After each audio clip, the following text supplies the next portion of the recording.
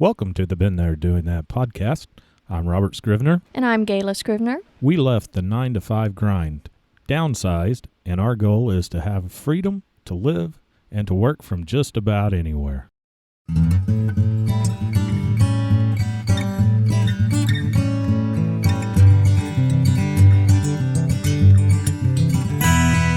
Welcome to the Been There Doing That podcast. I'm Gayla Scrivener and Robert. I'm Robert Scrivener. And we have a really cool show today because we've brought Adam and Autumn online, and we wanted to share their experiences because we've become friends through our travel experiences. And Autumn, tell us a little bit about yourself. Sure. Well, first, hi, Gayla, Robert, and everyone listening. So I am, I don't know where to start, but I'm actually a writer. I'm a fantasy writer, actually award-winning, and I just released my 16th book. I had a 16-year career with the federal government working for the USDA doing conservation work. I'm very much a passionate conservationist, and I guess with my background, you can say I use both sides of my brain. So I have this creative side and I have this scientific side. So I think that makes me kind of a diverse individual, and probably why I get along with Adam, because he's equally as crazy as I am. And we're also full-time travelers. I mean, a very brief story. Adam and I actually met on Martha's Vineyard. I was working on my master's thesis, doing research, and he was a little younger, we won't talk about how much, working as an interpreter in the state forest. And from the day we met, walking around the vineyard and seeing all these world travelers and couples who wind up there just talking about their stories. I remember walking behind a grandmother talking to her granddaughter saying, "I don't know if you remember being on the Nile, darling." And I was like, oh, that's what I want to be able to say someday. It's like, oh, you had so many adventures. Do you remember the time we were on the Nile? And that is how we started dating and the dreams we had from day one. So we started off with a plan. We wanted it to be a 5-year plan to set off and see the world. It took a bit longer, but we eventually did it. I left my very cushy, well-paying job behind, and we have set sail across the land masses for the last 3 years. How long have you guys been together? Oh, that's telling. This month will be our 19th year together and 17 years of marriage. Congratulations, that's awesome. Thank you. We got married on a full moon, and so every time there's a full moon in July, that is our official anniversary. Nice. Nice. And Adam, what's your background? Well, kind of like Autumn, I'm into a whole bunch of other things. For many years, I was kind of wondering what exactly I was, and one day doing some internet research, I came across this term. It's kind of called a multi-potentialite, as kind of like a fancy term for jack of all trades, where I have a whole bunch of different things going on in a whole bunch of different areas, and like I'm not really a master of anything, but I know a lot about a lot of little things. My background is actually in ecology and conservation law enforcement.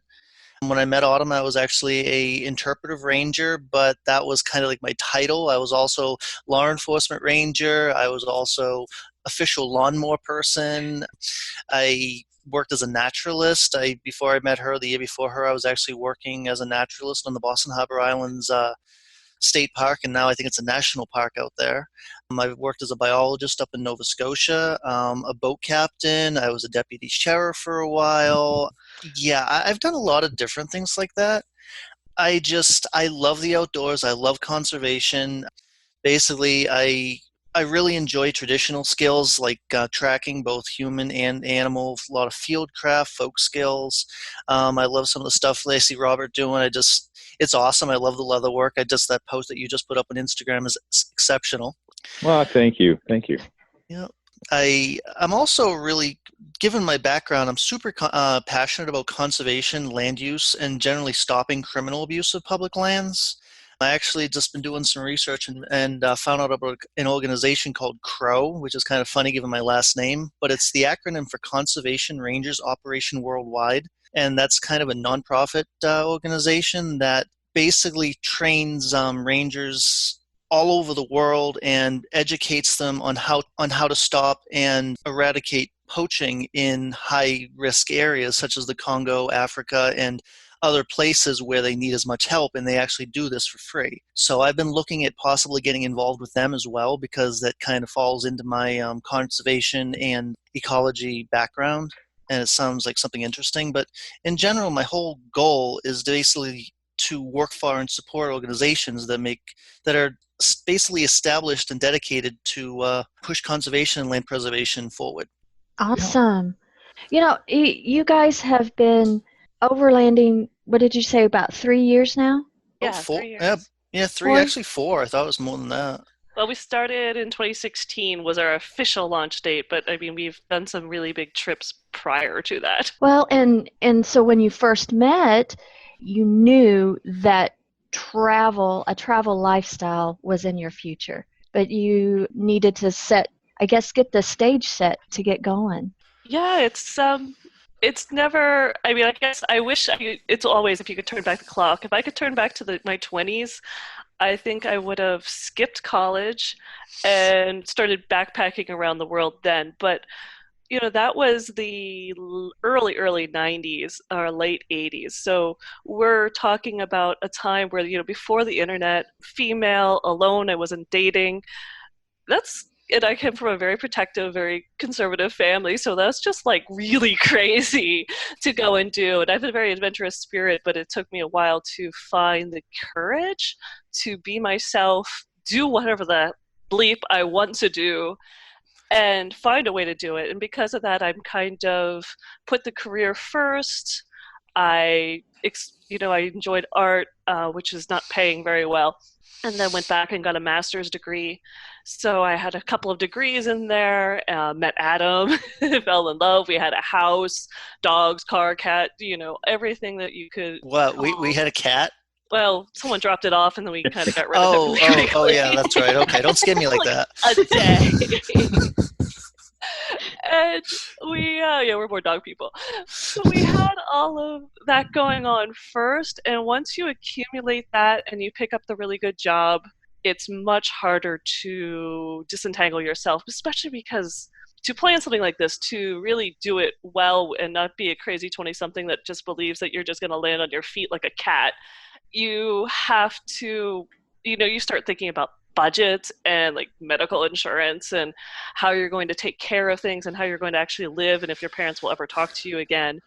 You don't really care about that when you're like 21. So it really took some time to plan, and it's so easy to put the dream on hold because it's so far in the future. So I could save $1,000 so that we could hopefully someday in the next 5 years go and do this, or we could buy a snowmobile. And we definitely both had the motorcycles, the snowmobiles, the ATVs. Yeah, the snowmobile was awesome. Kayaks. We had all the toys, and in a way it paid off because in the end we ended up selling just about everything. We downsized over a period of 5 years, getting rid of 90% of everything we own. I mean, we still have probably a little too much stuff, but we're down to like, do you really want to get rid of your earliest writing samples? I'll probably never look at them again, but do I really want to get rid of my earliest writings and all those other plans I had? So those things are still in storage, but we did sell just about everything. We still have only a couple things left just to fund us to be able to really launch and be debt-free and not have to worry about it during our first couple years on the road while we were figuring out how to do this and make a living at the same time. Yeah, and that's key on making a living while traveling. And that's kind of, for us, I think there's a misperception that it's like, oh, you get to travel so much, you must be independently wealthy. Like, no, we make a living, but try to get a work from anywhere scenario going. So what's your work from anywhere scenario? Mm. You're writing, you're a published author, and then how do you sustain your travel Oh, lifestyle? well, I can start since you mentioned the writing, but I'll let Adam pick up too because we are diverse skill set. We have very different. So we where we meet, we are very strong, but it's usually because we come at things from different angles, and we have different skill sets, which I think makes us very strong as a couple. We're not stepping on each other's toes very much. But yeah, so I started publishing books in 2012, which I mentioned I'm up to 16 now, and I think there's probably two more that'll be released this year, which will make five published this year, which that'll be my That's biggest year ever if I crazy. pull that off. Wow. Yeah, the largest year before was four. And I've also, ever since I started, that was when e-publishing, indie publishing was brand new. So there's so much conflicting information about how to do this and how to do this well. So I took all that research and almost from the second year, I started sharing tips and stuff online, which led into three e-courses I have right now. One of them's free. I'm actually working on a fourth one. I've grown my writing business of helping other authors to an actual business and have a partner in Denmark, Jesper Schmidt. So he and I talk weekly we're developing a new course. We have books coming out. It's a huge workload and it's still growing as all new businesses take time to launch, but it's growing bigger and bigger every single year. We have a YouTube channel and a podcast as well, giving out writing tips. So all of that is, they call it passive income, when you can release writing courses and you have these books, and so you're getting monthly royalties, which is great, but it's really not passive to build. That is such an unfair term. Oh, isn't it though? It It is is. a lot of hard work to get it to that point. Right, because you can't just live off of what you've done, your laurels. You're constantly building new things where people are not going to hear about you. You'll just get drowned by the people who are doing new things. So we're constantly doing work. But besides that, my first degree, way, way, way, way back, was studio art and English.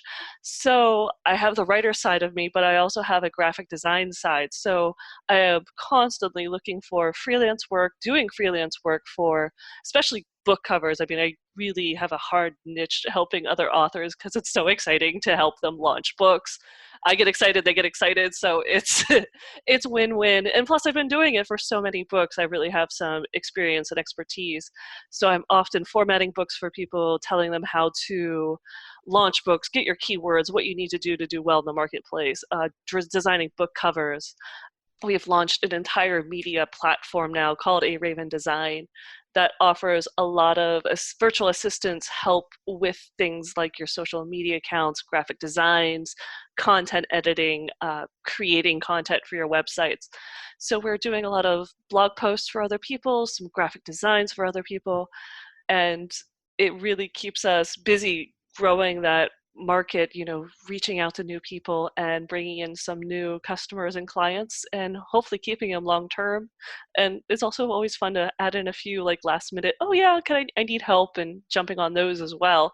So that's sort of what I've got going on. I've got the passive, that's not so passive income stream, as well as a freelancing gig that's really heavy on the graphic design. Awesome. And you guys have a new website, is that right? Yeah, we it's the A Raven Design, the graphic design website. Because you do design work and website work and stuff like that, Adam, right? That's some of the stuff I do. I'm actually Autumn does a lot of the design stuff. I do have some experience in logo and media design, and I'm a photographer, and I tend to handle a lot of that stuff. But I kind of, in keeping with my multi-potentialite background, I'm into some stuff that is completely unrelated to anything Autumn talked about. Just this morning, I was actually down in Hagerstown, Maryland, doing an insurance inspection on a smashed vehicle. Wow. Then immediately before this call, I was on a website doing some user experience testing, in which I would be going on the website and giving the creators some very blunt and very directed critique as to how the website operates and what they need to change for usability. I'll also go, and it doesn't pay a lot, but it does provide some funding for just extra expenses on Amazon, I'll actually use a service called MTurk, which is, it doesn't, if you go on there and you look at it, it doesn't seem to pay much, but last month I made $400 just doing these little human interface tasks. So I do other things where I go and do customer service audits at Walmart, Target, Lowe's, and that essentially pays a cell phone bill every month by me going and doing these. And actually, plus actually a lot more than that. So I'm always on the lookout for all these little contractors. There's actually another job that I've been looking at where basically I'd be going and looking at commercial buildings for real estate surveys, and combining all these little gigs. Like, we're in now this thing called the gig economy. I'm managing to essentially cobble together a whole bunch of unrelated jobs into one primary job that allows us to build our primary business of A-Raven Design.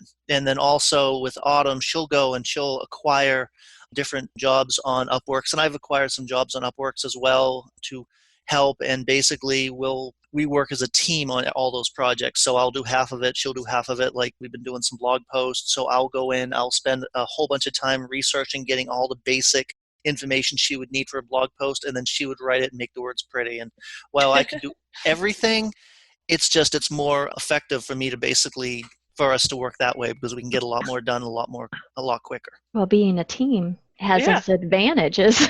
Absolutely. It has advantages while you're traveling. It has advantages while you're working when you can back each other up. And I was going to say two things. He's totally not giving himself credit on his photography. He's sold photos internationally. He also has a commercial drone pilot.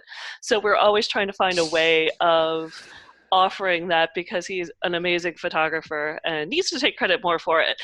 And he's also, despite being a multi-potentialite, I mean, it sounds like he's, all over the place and frenetic, but he's incredibly detail-oriented. Nothing gets past him. I can say that after 19 years.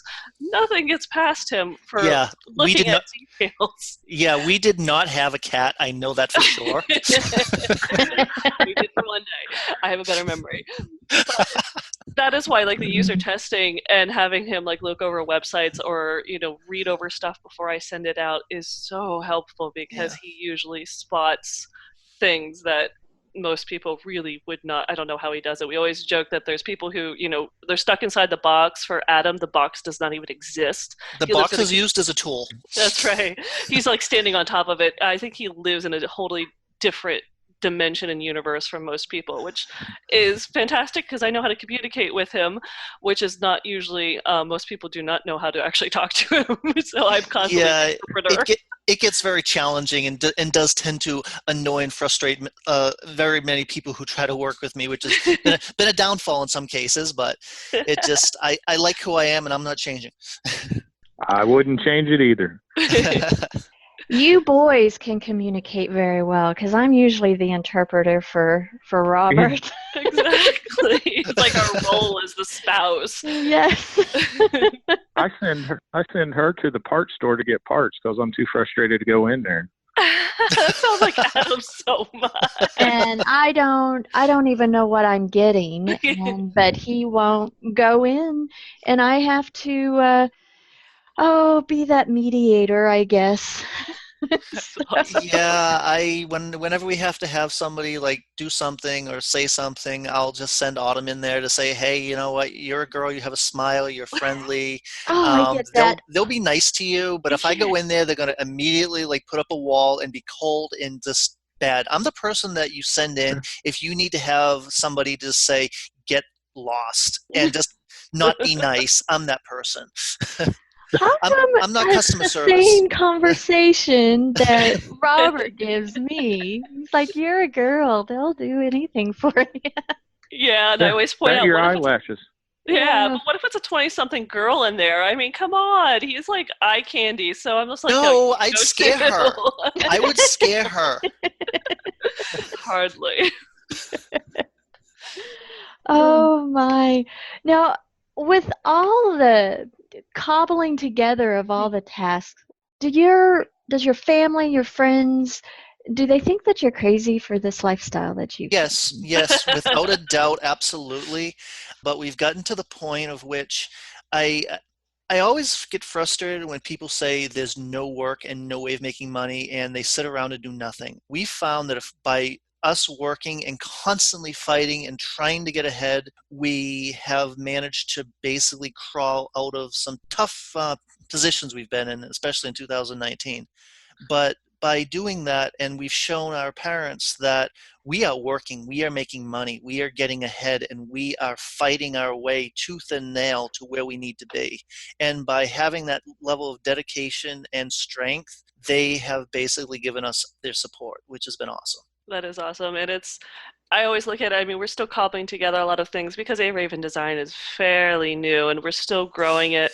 Just finished up a PDF download targeting authors and social media that I finished, I think, last week. And just got our first, oh, I didn't even tell you, Adam, we have 5 subscribers. So, woohoo, it's really officially launched and working. Awesome.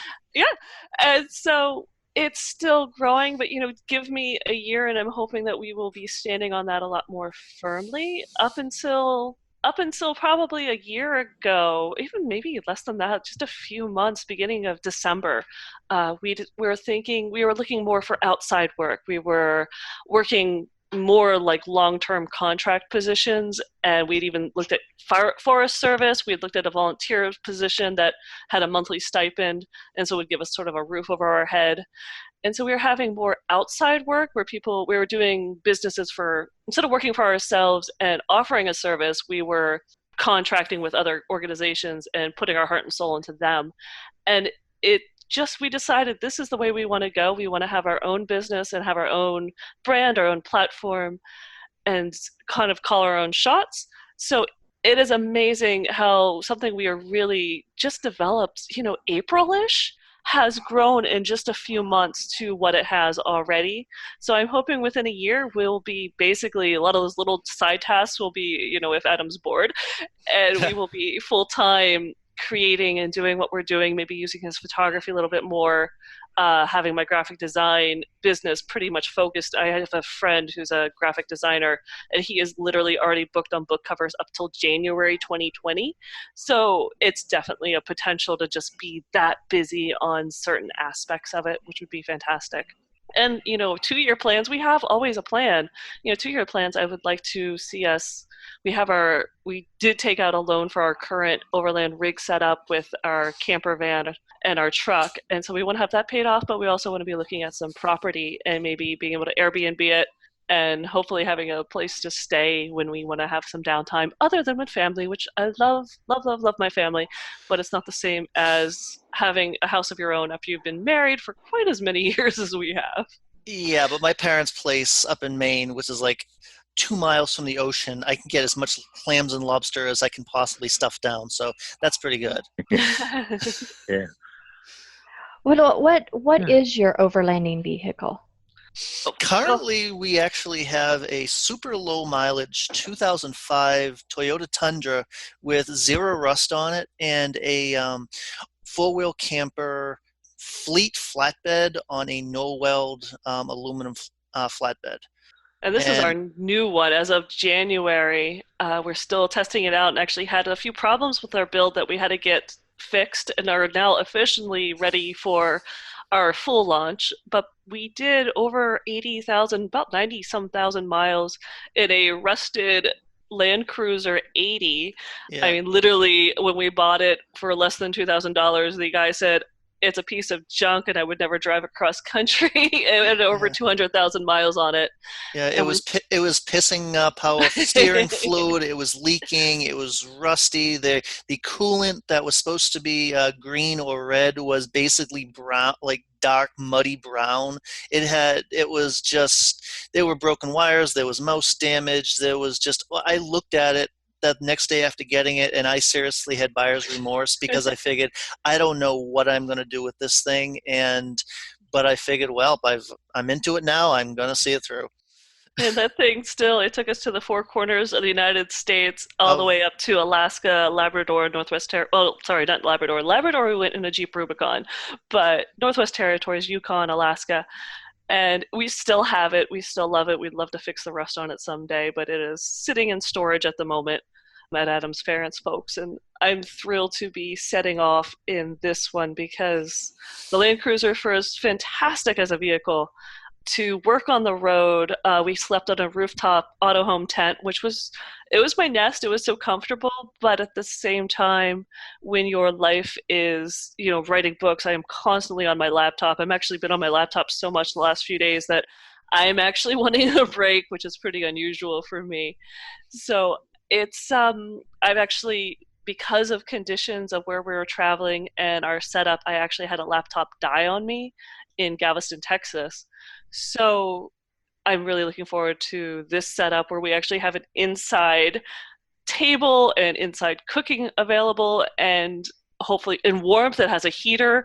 Oh, there was times where I was trying to get work done, and you're shivering outside at a picnic table, and so we even had times we were just so hot that you just couldn't even get away from it. The Land Cruiser's AC system was, it's about as good as the rest of the Land Cruiser. Hey, I got that AC system working pretty good. I pumped a lot of sealer into that until I got it going, and I always kept an extra can. That thing worked spiffy. It did. It kept us cool when we were, oddly enough, sitting on the Arctic Ocean eating ice cream because it was 90-some degrees and the water was warmer than the Gulf of Maine. It was so creepy, but it kept us cool and we got to eat some ice cream. Well, you started out with a vehicle, and then to get started, you didn't let, your first vehicle, I don't think, is the dream vehicle, because I don't know about you, but for us, we just wanted to get started. And then as you do it more, you figure out what amenities you really need or what could make your work lifestyle better. You can be more efficient and it can be more pleasurable. Because I know I'm in the nest up in our rooftop tent, and I'm like, I really want a heater. Yeah. And we see that. I'll get to it in a little bit, but we're actually writing a book. But in our book, we actually talk about the industry push for basically outfit and explore. And it's just like, it seems like in order to do this sort of travel, you need to go and spend all these thousands of dollars and buy all this fancy gear and like basically remortgage your house to be able to travel this way, and you don't. I learned that lesson on my first outing, which was out to the Vermont Overland rally in Woodstock, and I don't know even what year that was, but everyone there had these fancy vehicles and everything, and this one guy was selling this really fancy Moore Puller hand winch for $300, and I'm like, I can't afford a winch, but I think I need a winch. So I went and just bought it out of just because I thought I needed it. And then I see all these people with rooftop tents, and I'm like, I need a rooftop tent. And I went and like bought this rooftop tent, which I regretted getting after a while because I should have just gone with a hard-sided one to start with, considering how we ended up with it. But it was just, I went and spent all this money that I didn't have to. Like, honestly, on the Land Cruiser, I was guilty of that too. I went and put the snorkel on it, this pre-filter, and in reality, I guess it was usable and useful, but it was a lot of money that I didn't need to spend on that. And it just really comes down to not really knowing what you need immediately, but just going and getting the basics. And it's just, you're never going to realize it and go out and spend a summer exploring and traveling where you want to go, and then say, okay, this will make my life easier, or this, I might need this, and then that's what you would get. But just don't go and build a vehicle and put thousands of dollars into suspension components and tires and accessories and all this other dual battery systems. Hey, I like their dual batteries. That was great for the fridge. we needed it though, because we were working and we needed the extra battery for redundancy. We did. And I remember right when I quit my job and we're talking about leaving and we're looking at options. And I'm like, we're doing this now with what we have because it's what we have. And that is why we left to go up on the Trans Lab through Labrador and then down through Newfoundland with the Jeep Rubicon we currently had that barely, actually, it did not even have the gas range to do some of the stints between gas stations. We had to carry along an extra gas can. And we left the rooftop tent we had at the time, the soft-sided one, because it reduced our mileage so much that we wouldn't even be able to do it with the gas tank. So we were sleeping in a ground tent. I was cooking off the tailgate, and I look back at that. No, it wasn't perfect. I mean, I also took a writing break. It was only about a 2-month trip, that first one. Yeah. So I didn't even take. I don't think I even took my iPad along with me, which is 100% unusual. We just went, and it was literally a vacation, and probably the only vacation I think we've had since I quit my job and set off, which everyone thinks is a vacation, but oh my gosh, it's not. We work like sometimes 12-hour days. But we did it with what we had. Right. And we learned from that. Like, I think we did have the ARB fridge then. Yeah, we did. And we took that, and we already knew from years of having camped and canoe camped and hiking that one of our biggest things, and actually motorcycle, we've done a lot of motorcycle trips, and we learned through all of that one of our biggest things was that we're foodies. We love food, and it actually saves a ton of money when you can have fresh food with you and not have to go to restaurants and everything like that. So the ARB was pretty much, we knew that's something we wanted, not just a cooler, but something that would run off the system we had in the vehicle, make use of this massive vehicle that we're hauling around with us. So those are the little things we learned. And since from that trip, we realized that the Rubicon was nice, but it was not a good setup. And we went to the Land Cruiser, like I said, that cost us a whopping like $2,000 and then a whole lot of repair work. And now we're up to this one, which we did take out a loan for, and it bothers us both, but it's less than we'd pay for, if you're renting an apartment. And the setup, I mean, it is just, one, it's absolutely gorgeous for pictures. So if you're into the social media thing, it's just like, wow, that is stunning.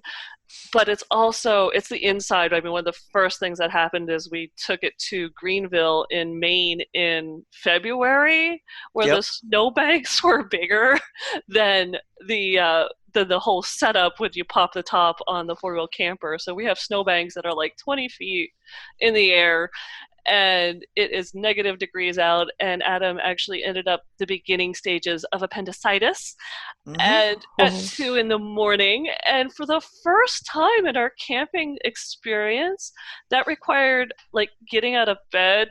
The heater was already running, and like flipping open the stove and igniting it and making him tea instead of climbing down, like putting on your warmest wool clothing because it was like negative 20 that night, out of the rooftop tent to shivering, try to open up the stove and try to heat up water so that he could feel better, because at the time we thought it was just an upset stomach or something gastrointestinal related, not like appendicitis.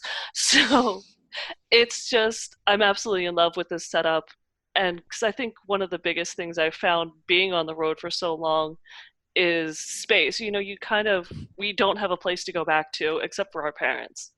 So having something that feels a little bit homey is fantastic and makes it a little bit more sustainable until we finally get someplace that, even though it'll probably be a business related thing that we rent, will also have some of our own stuff in it, which would be kind of fantastic because Adam picks up rocks everywhere we go. I like rocks. He ships rocks back to his parents. So we have this pile of marked rocks that we're going to eventually have to find a home for before his parents just toss them into the yard.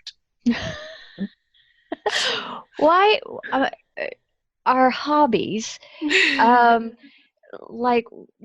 in Robert's hobbies, like ham radio, has big equipment. I'm getting smaller at it. Okay. Yeah, and Getting smaller. trying to store that or use it or decide, do we really need this to store, or will it fit when we travel? I'm amazed how much stuff. That has been I'm amazed how much stuff we can fit inside a Jeep Wrangler. I know. Try getting an LJ. You can fit even more. I know. It's extra 7 inches. I know. Mm-hmm. Oh, we hang, you hang stuff off of everything. You fit shelving in where you never would have considered shelving. It's amazing. I swear they're bigger on the inside than the outside. I remember one time with our Jeep, I was going to school up in Nova Scotia, and I had a little miniature palm tree that I managed to somehow get from the United States up into Canada. And then when I was in Canada, I realized, hey, wait a second, I shouldn't have done that. They're probably going to take away my palm tree when I come back into the United States. So I actually put that palm tree under the hood. Oh my goodness. They never found it, but hey, whatever. Oh, how And that thing grew, and we had that thing for a very long time. It's actually ended up staying in Autumn's office when she quit her job. That's right. But Oh, it was thank you almost for 6 feet talking tall by the time then. When I had it, it was tiny. Yeah, it fit under the hood, but it is true. I mean, that's one of the. I'm disappointed. We really thought we'd get this camper at the end of January was when the delivery happened, and we would be heading out to see the sandhill crane migration in Nebraska, and that was the goal. So we were hoping to be there in March, and we have had just strange issues and quirks. I mean, it started with the solar panel didn't work, and lots of other things that weren't quite right that took months to get situated. But during that time, we've done a few small trips. We've been all the way down to Galveston, Texas, up to Kansas City. We've been down to North Carolina a couple times. So they're little runs and then back and forth between Maine and Pennsylvania, which I used to think that was a big trip. Now it's like, 600 miles, for goodness sakes. That's barely an Yeah, overnighter. and you're talking about Galveston, Texas as a little run. That's pretty sad, but I guess considering how we've driven and where we've gone, that's like a trip to the grocery store. It's like, I could be, even seeing you guys, it's like, hey, if we both left today, we could have lunch together tomorrow and like whatever And state is halfway. exactly. It's your whole perspective of what is doable changes when Yeah. you've been on the road for as long. But And I know when we started off, what I was going to say is I know when we started off that we totally had this because we had suddenly so much extra storage. We were totally overpacked to the gills, and I probably still have a little bit too much clothing because yes. I went from a duffel bag behind the seat to like a whole half of like under the bed is all this storage. And so I'm enjoying my clothing. Thank you. It's kind of fun to have a change of outfits and Though it have is, some pretty things. yeah, though the nice thing about the camper is it's got this dinette seating, and she has one side of the dinette and I have the other, and we don't mix and match whose stuff goes where. So I could say, okay, I have this much space. This is all my stuff. This is all my like hobbies and random stuff. And I'm even we're bringing along our motorcycle now because that'll save us some money by being able to stay packed up, and we can take the motorcycle to do local errands and exploring. But I ordered a pack raft, which are one of those super compact rafts that now people are taking backpacking and everything. So when we get to an area, I'll be able to go out on the water as well. And I miss being out on the water. So it's just all of that stuff will fit under that dinette set. I would like to lodge a formal complaint, though, that I have a bin full of tea and extra like kitchen oddities on my side that is eating up some of my hobby room. So just like because tea, and, you like cooking and you like tea. I don't want to hear it. it still benefits you, just because my hobbies are small and usually involve my laptop and a DigiPen or my Wacom tablet, doesn't mean I don't deserve the space. That's fun. Yeah, all my hobbies are huge. Take up space.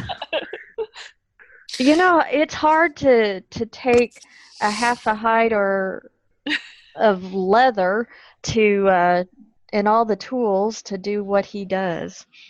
But it fits in the RV, so the home base is our RV.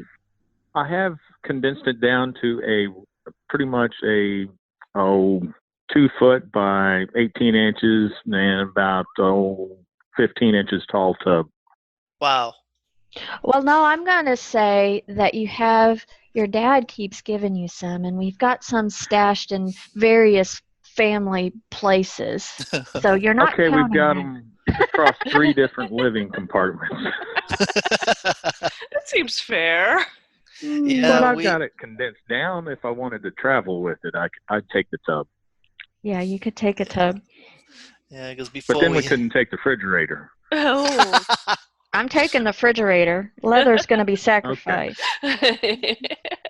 All right. Yeah, I used to make jewelry years ago, and I have a bin basically of all my jewelry making stuff, my firing blocks, everything, all kinds of awesome stuff. But that is one of those things I had to leave behind because I'm just like, do I bring my metal detector? Do I bring my fishing stuff? Do I bring my leatherworking stuff? Do I bring all my jewelry stuff? And it got to the point at which I can't bring everything, so the jewelry stuff had to stay home. Well, and when we travel and live small and travel like we do, we do make sacrifices. And I know that people they either think we're crazy or they admire our lifestyle. And they think if we're crazy, it's like, why are you making it so hard on yourself? Because, if you just had a regular day job, then you can go on a 2-week vacation. you But it's know. never long enough. Yeah, It's never. but it's 2 weeks. Yeah. That's what we just briefly did, a very quick stint for a month working with a survey company.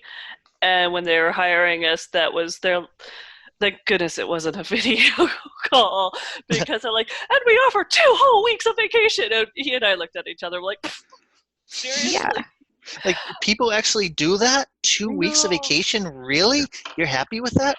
That was the worst part of, not the worst part, there were so many reasons that, I left my employment with the USDA, but I know it seemed cushy because I think you could earn, I was up to 3 weeks of vacation a year, and after that you could bank so much, it was called use or lose. So you could keep like 120 hours in your account that would cycle past the next year, and then you have to use anything over that. I never once in my 16 years of working for them hit 120 hours reserved. I was spending them. I even for a while was working 10-hour days so I could do 4-day work weeks and have 3 days off, just because I couldn't fit my life into this tiny window that they were allowing me. And now that we finally, and that was really, I think, one of the biggest reasons I knew I had to leave. There was a lot of other things going on in the government and where I worked at the time that it was at a breaking point. There was a lot of things that were just at a breaking point when I finally gave my notice, that it was time for us to launch, or everything was going to come crumbling down around my head because I just couldn't take it anymore. But the biggest one was really who I was as a person, and what I wanted to do with my life did not fit into what a normal expectations were. And I couldn't do it anymore. I needed to do this. And now that I'm on this side of it, the idea of going back to something else full time, I'm just glad we've managed to cobble together what we have, because I Yeah, don't know if because I could do it. yeah, there's no way that we can go and sit in an office every day and deal with a boss constantly telling you what to do all the time, and it's just that's just a nightmare scenario, because it's just to have dedication to one company all the time and knowing that you can build and work for yourself, and while it's difficult and the pay is not guaranteed, it's just to be strapped down and tied down like that is just it's scary. It's not any. It just it makes my chest tighten up even thinking about it again. And I think it's definitely, for me, it'd be one, staying put. Adam and I both absolutely adore change. We love new horizons. It renews us and rejuvenates us to see new things. There's times we want to be able to stay put, and this camper is going to let us stay put longer and explore a little more in depth, which is fantastic, because we do at times want to really get to know an area. And there's a few areas in the States that we absolutely adore and want to go back to and spend more time in. But I also know that outlook of pretending, and it would be pretending that the next report, the deadline for this next report is so crucial. It's like it's a man-made deadline for something that is pretty much going to be looked at for 5 minutes and then tossed in the trash can. And you want me to stay late and put in all my love and attention to this? Yeah, I got a book cover I can go design for somebody and be a lot happier. And I'm going to make them a lot happier, because it's going to be part of a stepping stone to them achieving a life goal and a dream. And it's part of my life goal and my passion and my dream. And holy crap, I'd rather spend my time doing that. Yeah. Then How about all the places that you've traveled? What has been your first and foremost favorite place? There really is no favorite place. I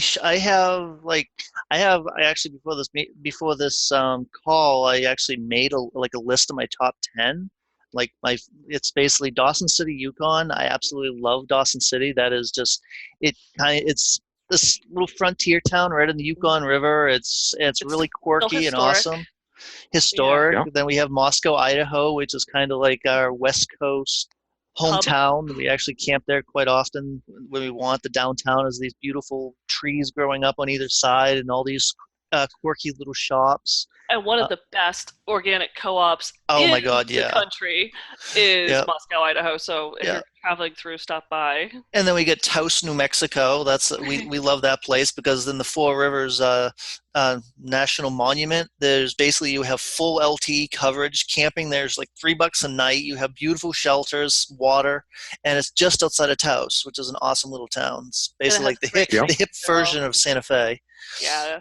Yeah, and then we have Ely, Minnesota, and that's my personal favorite. It's right outside the boundary waters in northern Minnesota, and it's all super outdoorsy and wool, and just it speaks to me a lot. Then we have Twisp, Washington, which has some of the it's in the Mythill Valley in the northern part of the state, and it's got Yeah. some awesome coffee there. We were just driving through there, and it was early in the morning, and the roaster was going. I'm like, oh, that's coffee. I pulled a Yui in the middle of the road and went back. Bellingham, Washington is great. Good seafood there. We actually Autumn's aunt lives out there. My cousin, shout out to my cousin Barbie, who's a fellow writer. In between the two of us, we have your entire lifespan as books. From the time you can read to the time you can no longer read. And then we have Yellowknife, Northwest Territories, and that's just it's a really quirky town up there too. It's just you've got driving in, you possibly run into buffalo. And they have a floating town right on the I think it's the Great Slave Lake up there. Inuvut, Northwest Territories, which is it's at the end of, what is it, the Dawson Highway, Autumn? The Dempster, Dawson. Those two highways confuse me. I'm not sure why. Anyways, it's this very like inclusive community that just they basically take care of everybody because it's way up there, and it's just so cosmopolitan for being. It's got like 3 grocery stores. It's huge. Yeah. And it's not really a town, but we love Cape Breton, Nova Scotia. I actually grew up summers actually south of just south of Cape Breton, and there's a lot of little towns there. Like they got the Bedoya Lakes, Lewisburg, and a whole bunch of other different places. But it was actually one of the places we took a first motorcycle trip was on the Cabot Trail through Cape Breton. Yes, and when I was still a novice motorcyclist. Yeah. And it was beautiful, and we just love it up there. And finally is Ouray, Colorado, and it's just on I think the north end of the $1 Million Highway near Silverton. And we just kind of rolled in there off season. They had this public hot spring that you could go use, and the campground was gorgeous there, and just kind of fell in love with that quirky little town too. We almost waterfalls and hiking trails, yeah. We're actually offered a job at a bakery there. And if we'd had a better setup and it was this year, we probably would have stayed. And of course, the one place he didn't mention that is also on my top list is Newfoundland. I absolutely fell in love with Newfoundland when we were up there, which is amazing because Labrador, it's a whole island. I know. It's a province. It's a whole province. It's so, and again, I think it's because once you're a traveler, you're like, it's only an island. It's not that big. I can go from one end to the other in a few days. But, Labrador, when we did that, especially in the Jeep with the ground tent, the black flies drove me to tears. And we also had 2 dogs at the time. I got a great photo of that. Yes. They would crawl into the dog's fur, like land on the fur and crawl to their skin. And they would just explode in the tents, these like 100, 200 black flies just zooming off the dogs. And they were so upset. And I couldn't get away. I literally could not sit down, and I had to walk to eat, walk to cook, walk to do anything. That I was in tears, and I told him at one point, and this is our first trip, our first big launch as overlanders of having me quit my job. And I was literally in tears at one point saying, if it wasn't for the dogs, I would probably tell you to drop me at an airport and I'm leaving. And from there, we actually took the ferry to Newfoundland, and I fell dead out in love with the entire province. And I don't know why you had such a problem with the black flies. You have a very rare blood type that apparently black flies do not realize is the tastiest in the world, and someday they're going to figure it out and they're going to be after you. Yeah, they weren't on me at all. I was sitting there bathing in a stream, and it was just like they weren't even there. It was night and day. Yeah, once we hit Newfoundland, the mosquitoes found me, and it was all over. Oh, they don't even notice me there. Oh, they love me. The mosquitoes love Robert. Yeah, they love Adam too. So I can see that at the very, very beginning, you kind of had remorse, but then once you got over that hump of the black flies, you're like, this is my life. Yeah, it's one of those things. I was not happy with where I was as a person, what I had become to satisfy the requirements of my job and who they wanted me to be. And I think unwinding that took over a year. I mean, I remember getting in the truck in the Rubicon, and I mean, part of the first thing we did on that trip was we did the whole length of the northern side of the St. Lawrence, and that was just another trip that is epic in itself Mhm. and was just beautiful. And I mean, that's part of the reason I left my laptop, or it actually wasn't even a laptop. I was writing on an iPad at the time. I left it behind because I just remember getting in the car and saying, "Change me, whatever I'm going to become. You know, allow the road to just transform me into the person I know I should be." And I still know every time we set out, I mean, right now we're going to be launching tomorrow morning from my parents' house. We've been here getting a few last minute things done on the truck and spent the fourth with them. And I know there's always, you get comfortable wherever whatever you're doing, you get comfortable. And so right now, we got the bed, we got the AC, and I know when we first get in the car, there's going to be that first night or two where you're like, oh, it was so much easier when we had a 2,000 square foot house and the bugs weren't attacking me. But then once you're on the road, every time we come back to family or back to a house, it's like, yeah, I just want to stay outside and sleep in the camper. I'm not ready for family life and, And being so close to other people. I'm the opposite. It's just like when I getting back to a family and to a house, I'm kind of like just cringing about it, and then I stay there for a little while. I get comfortable, but then after a while, I start going stir crazy. I cannot sit still. I hate staying in one spot for too long. It's actually one of those reasons why I do this. I think it's just in my blood because I'm Northern European and I'm Eastern European, so I kind of like to think of myself as like a Viking gypsy. So it's like I'm always looking like out of the next horizon. I want to get going. I want to see the next thing, and it's just that's when we first started going out, and for the last like quite a while, it was just like every day, let's go 200 to 300 miles, and let's just keep traveling and seeing and doing, and it's I can't say it's gotten tiring, but it's gotten to the point where it's like, okay, well, we've seen everything. Let's look at everything much closer.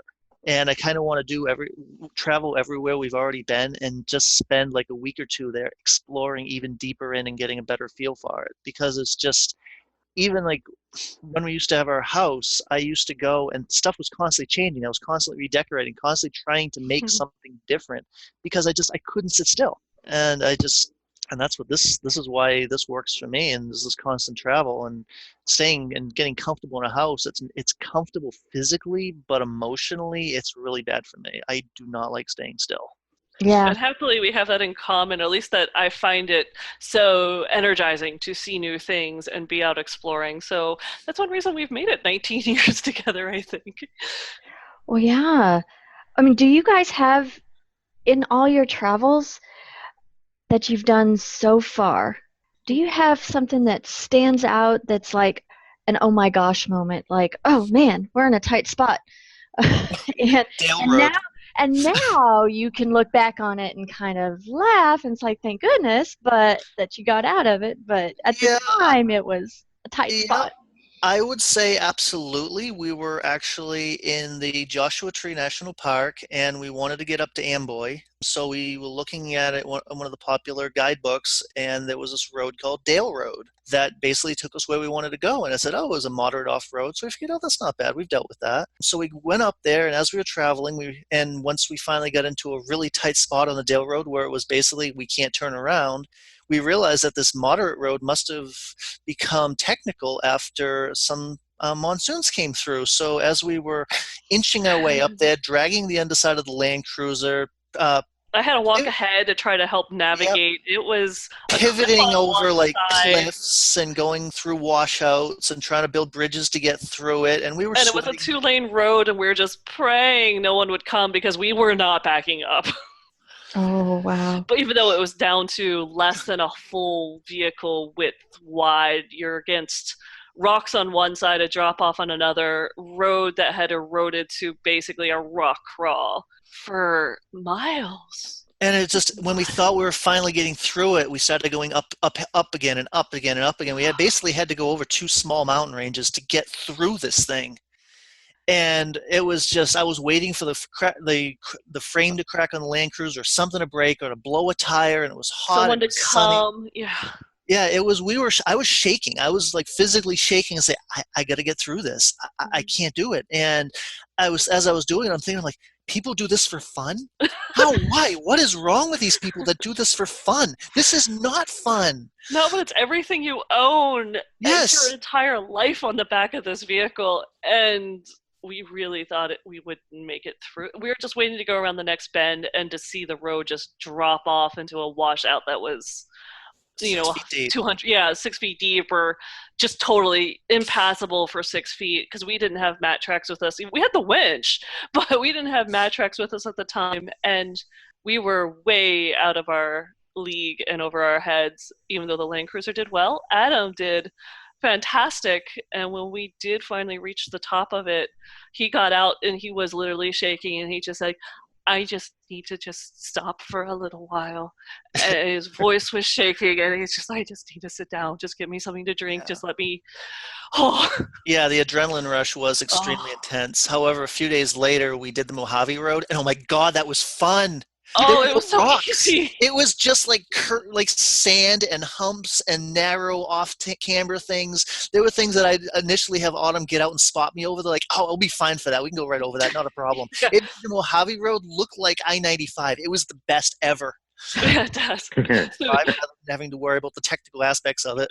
Yes. To this day, everything is still compared to the old Dale Road. That it's like, this is bad, but it's not the old Dale Road. Oh, that set the bar for places we don't want to do, and probably why when we were in Utah at Moab and people were rock calling and stuff, we kind of looked at each other and said, it's hot. We just got the radiator fixed on the Land Cruiser. I'm good. Yeah, and Let's go to Colorado. And we also get to the point where it was just like we had some acquaintances asking like, hey, cool rig, where have you taken that? What sort of like off-road you done? And we're looking, I'm like, we don't take this off-road unless we really need to. Yeah, we described the old Dale Road and such, but we said we don't like doing that sort of stuff. That's just because I've always looked at a lot of the training and practice and stuff that's taught about like the technical skills, that's practice overlanding. That's not overlanding, because it's just we've traveled again like 80,000 miles, and that is the most technical driving that we have done, and we have been all over. Yeah. And it's just if you're really looking to travel, you're not going to be on roads like that unless it's by accident. Yeah, especially when you have, like I said, everything that you near and hold dear. It's our work equipment as well as our home, so we try not to risk it. Our idea of fun is remote. What is challenging for us is like, will we have enough gas? Whereas especially when you're way up north and they have these what are the card lock pumps, so it's literally, there's no one else there. It's a fuel tank that you hope has fuel in it. You stick in a card. It's Canada is awesome for credit cards. There's places in the States that you can't pay for anything, but you can be in the middle of nowhere in northern Canada and be able to use your credit card to pay for gas. But don't mess up, because there's no one to ask for help, so you have to know how the system works. But that kind of exploration where you're like, yeah, if we're careful, we don't get into any trouble, we will, and we don't get eaten by a grizzly bear, we will make it to the next card lock pump, and we're going to go, all the way to the Arctic Ocean. We're going to explore to places that, we were at Tuktoyaktuk just a few months after they opened the road, where, none of the locals actually have a car. They just have ATVs, because there was no road up until 3 months before the time we got there. So, ATVs. They're going around. Yeah, they were. Heck, they had the floating, I'm not even sure what they called those, Argos, the ones that they actually go anywhere. Yeah. And so, they're coming around looking at the people who have made it up to see the Arctic Ocean and stop by the sign like it's like a new car lot. They're like, wow, look at these amazing rigs that are coming into their town for the first time ever. And that's the type of exploring we like. There's definitely a challenge to it. You need to have the fuel supplies. You need to have the medical knowledge. You need to know how to get water and purify water and challenge yourself that way. But technical driving that might take our rusted frame and crack it in half or tumble us over a cliff, no, that's not my idea of a fun day. Oh, me neither. But we have to, that our house, it travels. It does. So if it is disabled, we just can't go anywhere. And you have to think about these things. But boy, I bet you look back on that and it really stretched and grew you. You didn't intentionally want to be on a road like that. But doesn't it feel good that just like, oh, I achieved that. I mean, I overcame that challenge and Oh yeah. gosh. I think neither of us want to do the same thing with the Tundra, but I think it could handle it. It's a slightly different platform than the Land Cruiser, which is just, it was designed for terrain like that with all the joints and components designed for something rugged, even though ours was rusted through in the rear end. We did crack the front control arm on that one though. We did. Yeah, but it's still cracked. I looked at it. I'm like, I'm not worried about that. It'll keep going. It's a Land Cruiser. You tried to fog the engine and it wouldn't stall. I mean, nothing will kill that thing except for time and rust, I think. Well, we've been kind of sitting still. We're getting ready to do a few trips this fall, but they're short trips, and we're actually looking at a different vehicle for longer term sustainable work and living. So we're building up our stamina. I don't know. Robert, do you have any burning questions? No. It's just been a joy just sitting here listening to y'all.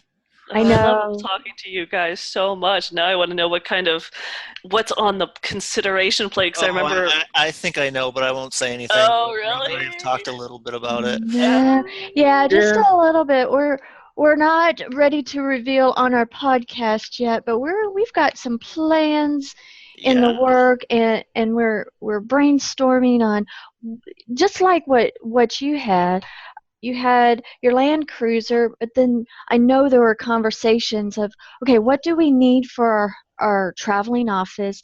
What would make us be on the road longer, and what, just all these different conversations and brainstorming on what about this kind of vehicle, or what's the pros and what's the cons. But I think that there's no one perfect vehicle. No, there's not. There's not. The one that I talked to Rob about, that sounds like that would be kind of perfect. So we're moving toward that. But we've got many things to do this fall to work up to getting closer to that and being on the road more, but living small and living out of an RV and then taking travels in our Jeep. Oh boy, we have a blast, but it is a challenge. But and as through our conversation, you can say, I mean, people look at us like, why do you make it so hard? But listening to this conversation too, I see all the reward. I mean, I know it. I know the reward, because it's like some days you're like, I'm tired of this snow. Why are we in this snow? And it's not supposed to be cold, but it. I thought you said it wasn't going to snow tonight. Yeah, that's what I said. And then you have to set up your house, and then you have to set up your kitchen. It's not all contained, and it is a harder lifestyle choice than living out of a house, but the rewards are abundant, I think.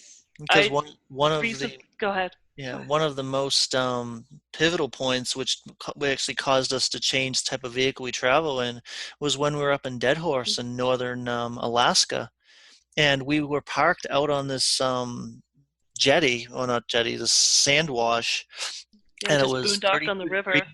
It was snow, sleet coming down, and it was August and 32 degrees. Yeah, well, that's a side thing. Anyways, I look up and there's a muskox family, the male, the female, and this little calf muskox, and I grab my camera and I just basically start belly crawling across the tundra in the mud to see it, just to get a closer photo of them. And it's just, that's the sort of stuff that you're not going to see looking out the back door of your house looking at your neighbor's back door. It's not the sort of thing that's why we do this. It might be uncomfortable. It might be trying at times. One of our biggest things that we have a difficult time with is actually finding a place to stay at times. But it's just like most of the places that we find are awesome, and that's what makes it worth it. Yeah, I mean, just to be able to say that, we were in Alaska and I could step out of, at the time, the Land Cruiser or the rooftop tent, or I was cooking on, and we had a collapsible table, and right there is this wild Alaskan stream. We're playing with the dog in the water. I need to take a work break, and I I decided to go for a walk, and it was Glacial National Park when we were there, and the snow had just fallen the night before, and the highlands and the mountains were just phenomenal. The colors and the sky, all of the places we've been are just so absolutely stunning at times that's what I was going to say, is I'd recently just had to go back through some photos looking for something, and I end up getting lost in all the places we've been and just how amazing it is. And I'm grateful every day. It might be hard, but it is so worth doing the work so that we can be free and go and see how amazing this world is and find these places. Awesome. Well, you just gave me goosebumps because we have some of the same feelings, and we were looking through some video footage and some photos, and it's like, man, we have seen a lot of places so far, and we have so many more places that we are going to explore. That's awesome. So how do people find you, and how can they follow you so they can, with your jack of all trades, I know that you can help so many people. Absolutely. The best way is our website, aravendesign.com. So very easy to find us if you want to get a hold of us that way. And we both have social media. There, I am officially Autumn Raven, but I am mostly known online by my maiden name of Autumn Birt, B-I-R-T. So there you can look me up on Instagram at just @Autumn Birt. That is what I write under. And for Adam, he has the rest of ours. Yeah, you can probably find us. Actually, can find me on Instagram at A Raven Wanders or Adam Raven. We also have a website. It's actually www.nextgenoverland.com. Yeah, we have a whole bunch of other websites, but you'd probably find us best through that.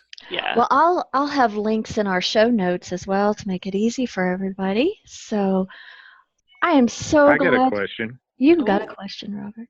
How's that dog of yours doing? Oh, the little monster? He's been a little bit disappointed. He hasn't had an opportunity to eat any more caribou or dead codfish on the side of the road. Yeah, or the Atlantic salmon. Oh, yeah, Atlantic salmon. That thing was like 4 times the size of him. He was crawling in and pulling them out of the river. Yeah, he's been living the luxury life, getting pots of ice cream and just leftovers. So he's getting a little fat and lazy. So we got to get him back out into the wilderness. And he's looking forward to it. Whenever we pull down a gravel road or set up camp, he gets so excited. And he's actually the one who woke us up to let us know there was a bear outside of our tent our camper outside in northern Pennsylvania just a week or so ago. So all the places we've been, and the only time we've had a bear actually come into the campsite and look at our picnic table was in Pennsylvania. Yeah. And it was great because we didn't actually realize it was a bear when he woke us up. So we were out there having breakfast. And all of a sudden I look up and I see this bear sticking his head out of the bushes, and I saw Autumn, bear. So she grabs the dog, jumps to the camper and closes the door behind her and leaves me out there. I'm like, well, I guess I got to make sure this thing's not going to attack us. So I have her give me the bear spray, and I look at it and I realize that it's just this docile little thing just wanting some food. So I just start yelling at it and chasing it out of the camp. Oh my. It was just, really, we've been everywhere. And this is where we end up dealing with a bear bothering us. And it was persistent. It kept going around and around and around the campsite. And I just sat there just giving it the hairy eyeball, waiting for it to try to come in closer. And I just kept yelling at it every time it came close, and eventually gave up and took off. But I love your little dog. Yes, I love our little dog too. He cannot wait to get back out on the road. So he's going to be thrilled when we head out tomorrow. As long as he's with us, he's good. But like I said, as soon as we slow down and we get on those back roads, and then the trees start closing in, and you hit gravel, his ears pop up, his head pops up, and he's looking, and his tail starts going. You have to roll the window down. He sticks his head out and starts barking when we tell him that there's critters and turkeys. And he loved the Land Cruiser, because on the Land Cruiser, one of the features they had was a retractable antenna and they actually had a button on the dash for the retractable antenna. Well, that died many years ago, and all it does is they make a big like clunking noise under the hood. So anytime I tell the dog, critter, I hit that button and it starts clunking under the hood, it drives him nuts. He goes crazy. Oh my gosh. No, I have to admit, he spends most of his time scouring the campsite and any nearby campsites for the fire pit and under picnic tables, because he is the world's biggest scrounge, but he loves it. So he's a foodaholic. He is a foodaholic. Yeah. Oh, yeah. So where's your destination? Or where's your trajectory? After we leave here tomorrow, we're going to be heading up through Michigan into the UP. Then we're going to be going over into Wisconsin so I can get my fried cheese curds again. Those things are awesome. From there, we're going to be going up into the Gunflint Trail and up through the northern Minnesota and Ely, and spend quite a bit of time up through there. And we might, if we have time, head over to Montana and Idaho, but we need to be back for early September, where I have a Leave No Trace Master Educator training in the Adirondacks. Awesome. Yeah, so that'll bring us back here for hopefully only a month this fall. We often seem to get caught up with all the holidays until January, but our goal is to come back, probably stay through Adam's birthday in October, and then head southwest. Good. Well, we'll always keep in touch, because Absolutely. our paths will cross so we can see each other eyeball to eyeball. I can't wait. Because, when Adam and I met, I had my little green Jeep that was just a little TJ that was so like your red one. So I still have Jeep envy because I miss my little green one. I want to go pet your red one a little bit. Oh. Kiss it on the hood. Well, I've had this one for 15 years now, and it's getting a little tired. I know. That's what happened to my baby. It was a 96. Bought it with 16 miles on it, and when we got rid of it, it was over 200,000 if the mileage had been counting correctly, because that failed, and cracked the frame in 4 places. So it was used and abused. Northeast, not knowing how to take care of it in the salt up here. Yes, but it won me a husband, because totally I pulled up in the green Jeep, and Adam had the dog, I had the Jeep, and yeah, and you shook my head and said you replaced a serpentine belt, and I'm like, she's handy too. All right. And I could cook. Awesome. Well, thanks for joining us today. I love all of our conversations that we have. Absolutely. They're just I think that just when we met, it was just like just like we've known each other for a long time, and and we haven't really. And I'm looking forward to more conversations. Me too. I know when we finally do get to camp side by side, we are probably going to be up to the wee hours of the morning, and I'm looking forward to it. Yes. Yeah. Well, we'll let you go, and we appreciate everything. Likewise, and we appreciate the time you spent talking to us. Absolutely. And by the way, how is your little guy? Well, he's ornery as ever. Oh, good. Awesome. He still chases squirrels and stuff like that. He's amazing. Perfect. Absolutely. Hopefully between him and ours, they might be able to actually capture one of those squirrels. Yeah. They corner them. Exactly. They corner 'em. Awesome. Yep. Thanks so much, and we'll talk to you again real soon. All right, Gayla. Bye, Thanks. Rob. All right. See ya. Bye-bye. Catch you later. All right.